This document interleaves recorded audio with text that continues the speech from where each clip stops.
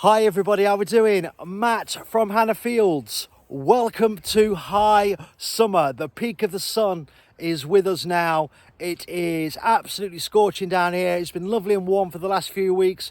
Lots of sunshine, lots of daylight, lots of photosynthesis, but more importantly, lots of vegetables in the market garden. It's early July, which means it is a peak time for growing in England. So let's have a gander and show you what that looks like down here on Hannah's. I'm going to start with this area here. These are Charlotte potatoes, which are pretty much ready now to harvest. We're just going to find a little window of time and we're going to get these potatoes out. How do you know when your potatoes are ready? Well, some people go by the rule of the flowers have died down, the leaves are turning yellow, they're droopy, they just look a bit more lifeless and not as vibrant and green. Well, the simple solution is just to look under the ground. That's what I always say. You'll get this mound forming, and if you do a little dig around, there we go. We've got potatoes ready. Some of these are green on the surface. That's because they've been exposed to daylight and air. What you can do is a technique called earthing up. So just basically earth up soil around that sort of mound area that's growing, and you'll keep your potatoes nicely tucked in and not exposed to light or air. We're going to be pulling these this week. They're ready, like I say, and we've already got purple broccoli or some cabbages in trays ready to go. So it's just a case of deciding what we're going to plant in here. And that's a great example of 2 crops in one bed per year, which is the rule we do down here. Sometimes 3 crops per bed. So anything that you're sort of planting in the ground sort of March, February time, chances are late spring, early summer, them crops are going to be ready, and then you've got another sort of half a year to go to get another crop in the ground and enjoy food as you get into that sort of September, October time. So think about that as a window, a bit of framework in terms of your growing calendar that you create. So yes, great start to the video, potatoes. And we love a Charlotte down here. They're one of my favourites certainly to grow. They're nice and creamy, great on the summer table. As you can see, this area has gone bonkers. In my previous video, our squashes and pumpkins were just starting to trail. Well, you know, give it 4 weeks and give it sunshine and all the things that it needs, and you get this. So we have jack-o'-lanterns, curry squash, and a couple of other squashes, I can't remember now, that are grown in this area here. And we simply just let it sort of do its thing, really. We don't do too much to it. We make sure it's watered well. And always plant some flowers around. Things like borage are a great thing to grow as a companion alongside any sort of squash, pumpkins, cucurbic family.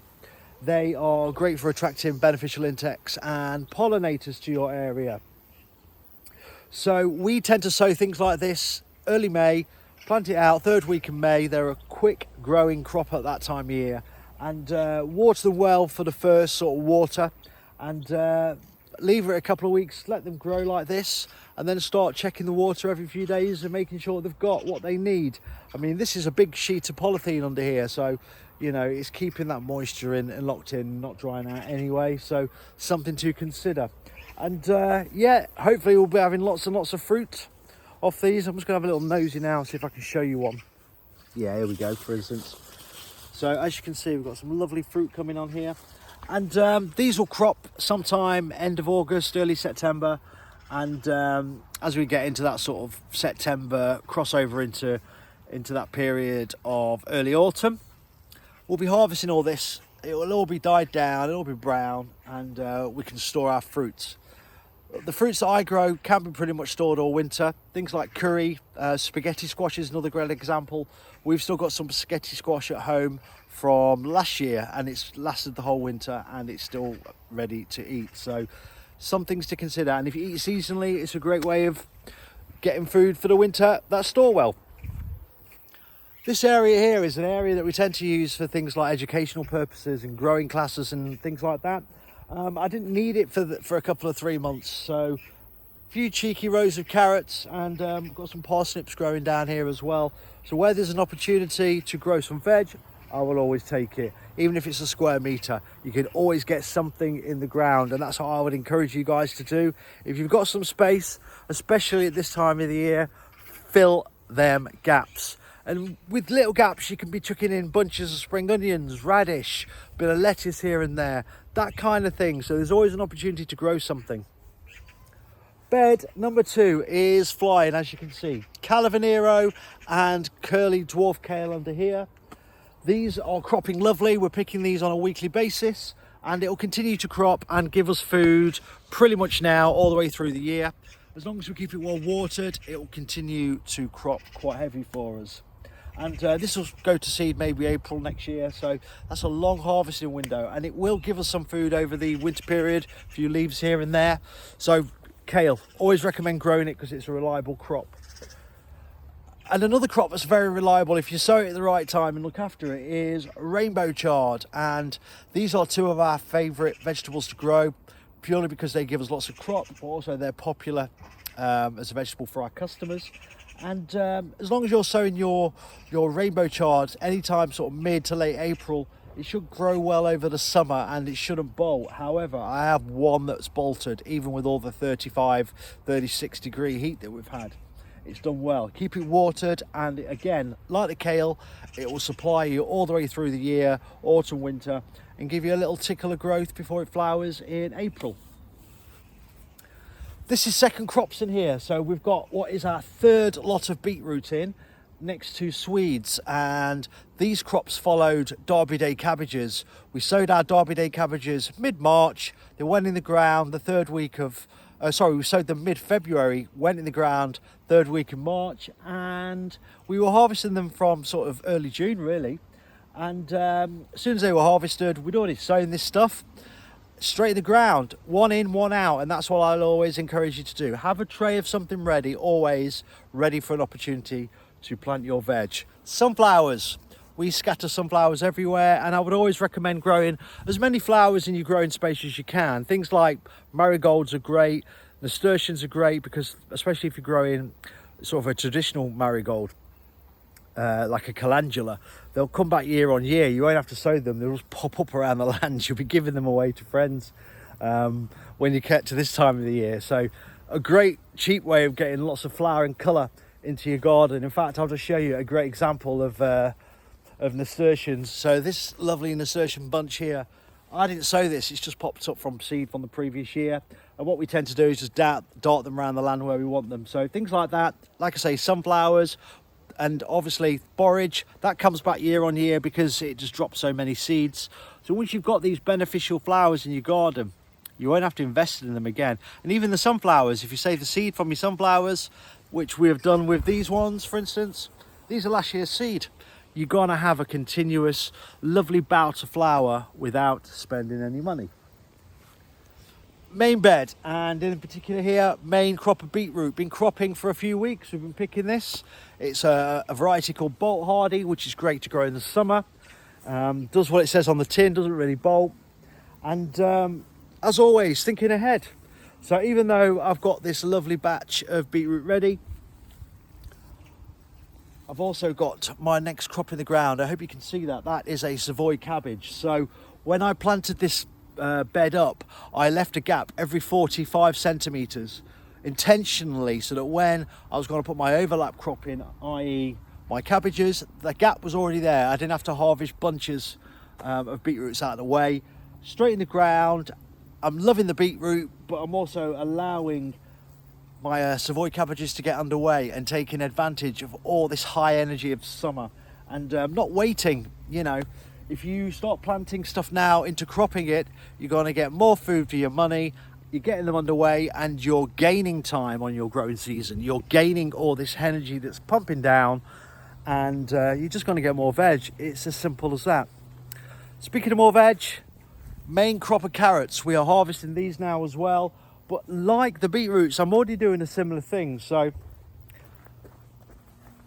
I've got gaps here, and what I'm doing is every 45 centimetres I'm putting in another brassica, in this case red cabbages.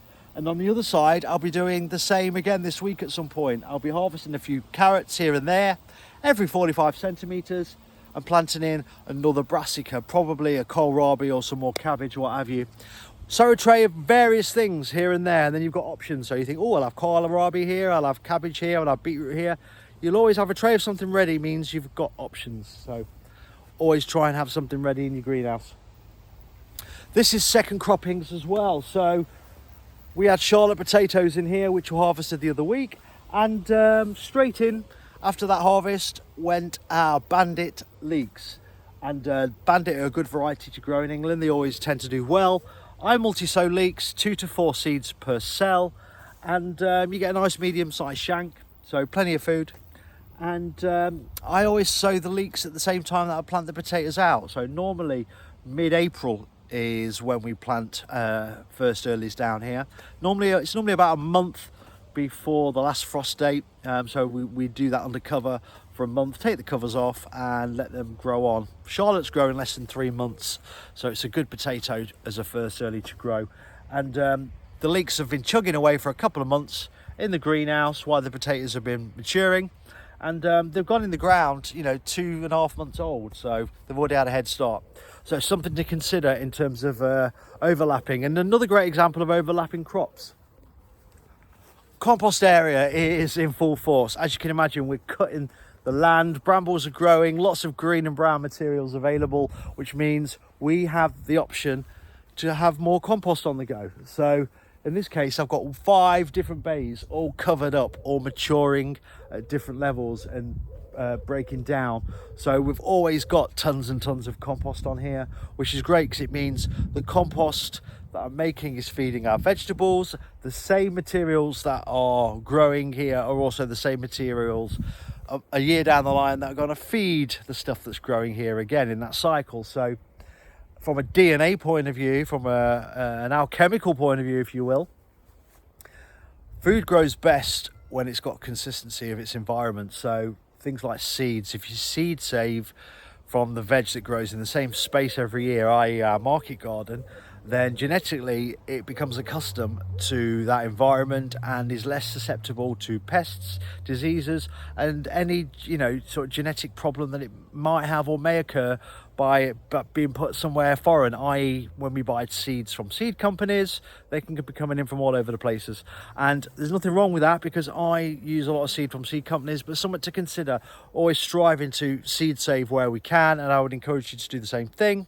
Therefore, you're having a stronger environment to grow in. So a bit of geeky science for you there along the tour. Main poly, what can I say? It's exactly what you'd expect at this time of year. It is thriving. Tomatoes are going for it now. We've got second trusts setting in, and some just starting to turn, which is great. So as you can see down here, we've just got one just starting to turn there. This is a variety called Yellow Submarine, like a really sweet yellow pear variety, which are my favorite, very abundant. And yeah, more truss setting in here. So we've got various varieties of tomatoes, beefsteak tomatoes, blah blah, and these are going to start cropping soon and will crop all the way into late October. We've also got lots of flowers dotted around in here for beneficial insects and also as sacrificial crops. So if slugs get interested in anything in here, they tend to go for things like the flowers first. So always good to have flowers indoors and outdoors. 2 ways of growing tomatoes. We do the traditional sort of stick way, if you will. So a strong, sturdy stick structure and let the tomatoes grow upwards. But we also wrap them around strings, especially in this centre area, because it's just better structurally and it's easier to work around. And in between our tomatoes, we've got various other things going on. So we've got a pepper plant, which is firing off peppers now in between each tomato. We've got a bit of basil growing, which grows well, and then obviously marigolds and spring onions. So there's always a gap in an opportunity to get more veg in than you probably think. We've got your tomatoes, just a great example of other vegetables and other herbs, for instance, that you can grow in that space and maximise your potential of your soil to give you more food. Seed saving, spoke about that, just a second ago. Here is an example. This is parsley going to seed, so we'll get parsley seed off this for later on in the year. And here's another example. This was our indoor rainbow chard that we overwintered, and I've left the strongest one in. This will give us seed for chard next year. And as you can see, our cucumbers are going for it now. We're a bit late with cucumbers this year, a couple of 3 weeks late for our first batch, but they're starting to give it some now. And I tend to let them semi-grow scraggly. I don't take every other node off and flower off and just do one straight line and just have a cucumber every sort of flower. What I tend to do is maybe 50% of that, and I think by putting just a little bit of stress and a little bit more sort of push on the cucumbers, you get a few for your money more than you do doing it the traditional way, and it doesn't tend to put enough pressure on the plant that it's going to die earlier or run out of energy earlier. So something to consider, meeting the 50-50 way of traditional versus unconventional. More seed saving here, so just letting peas dry out, and then once these peas are dried out, I think this one is dried out, yeah, as you can see, you know, they all go crispy like that, and that'll have pea inside, and that's our peas for next year. So dead easy, dead simple. Garlic is drying out lovely. We normally dry garlic for 4 to 6 weeks after it's been harvested. We harvest this in June. It was a few weeks early this year, was the garlic, but it's done well, really well. I'm really happy with the garlic, and that'll store lovely. If you do get some gnarly ones looking like say this one, it just looks a little bit disformed, no problem, you can still eat it. Probably won't store as well, but just let you know, if you just look a little bit abnormal, your garlic, don't waste it, it's still good food. Cuttings is another good thing you can do in your growing space, and here's an example. So this is a cutting of lemon balm, and it's just growing away in a pot here. This is a cutting of golden oregano. So just examples of, if you've got your sort of, you know, long-term perennial herbs in your garden, you can take cuttings off them and, you know, create another plant to give to a friend or to dart into different areas of your garden. There's always an opportunity with herbs, and they're a great thing medicinally, they're a great thing culinary, and a great thing for attracting or, you know, detracting beneficial insects or pests. So not only flowers do I recommend, I also recommend herbs. Poly number 2, we've got peppers and tomatoes down this side with marigolds, and doing really well. We had a bit of aphid on here, and I was a bit worried we didn't have any ladybirds for a while, but they're starting to make an appearance, and I've noticed that the population of the aphids is reducing. In fact, you can just see there, hopefully you can see a ladybird doing its magic there, eating the pests. And what I was doing previous to that, I was just hosing them down. So something to consider, if you've got no ladybirds but you've got an aphid infestation, just get your hose pipe out, and especially on things like peppers, hose the leaves down, and it just keeps them under control until your ladybirds make an appearance. But by putting flowers in, you're going to attract the ladybirds, so that's always a good reason and a great example of doing so. We've got chilies down this side. These are a variety called Hot Wax, and they've been cropping for about, I don't know, maybe about a month, which is early for chilies, especially in this environment. First time growing them, they were recommended to me, so yeah, we'll see how they taste, and they look fun, they look great. At the back here, we have got early carrots going to seed. It's been quite warm, even though we've been watering well in here. So what I'm going to do is harvest these carrots off. There's a few spring onions left over as well, and I'm going to replenish the soil in here. So I'll put, you know, a few inches of homemade compost in, and then I will sow carrots for autumn. So now is a good time to do indoor carrots, as opposed to when I probably did these ones. A cheeky batch of pea. So I don't anticipate these peas growing more than a couple of feet if I'm lucky, but it's just to have a bit of pea something, some pea shoots and maybe a few cheeky peas on our plate in the summer, which is, you know, not something that you traditionally do. More spring onions down here indoors. I always grow spring onions indoors most of the time. It's just a bit more reliable, and I tend to find that, you know, we don't have the allium leaf miner inside as much. So yeah, for where we are, it's a good thing to do. Spring onions indoors. Basil, more basil growing here. Basil is a lovely herb of the summer, and you can sow basil pretty much from April till mid-July. So if you've not got your basil in yet, you can still sow it. I sowed some a couple of weeks ago in the greenhouse. It's about 1 inch tall, so you've still got plenty of time to get more herbs underway of the basil kind of variety, if that's what you want to sow.